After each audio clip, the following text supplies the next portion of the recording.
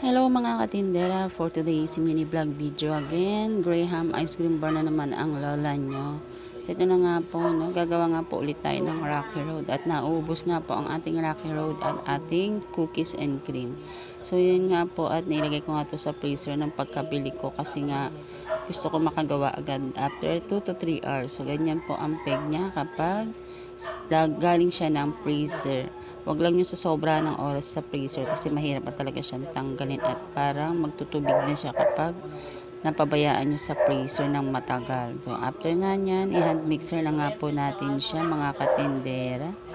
Dapat talaga medyo foamy talaga, makuha ninyo yung consistent. And after nga nyan, nilagyan ko nga siya ng kokwa. It's either sa inyo kung ano pong uri ng kokwa ilalagay ninyo mga katindera. Pero ako may brand ako ng kokwa na nilagay din. After nyan, minix ko lahat ng mga ingredients niya mga katindera.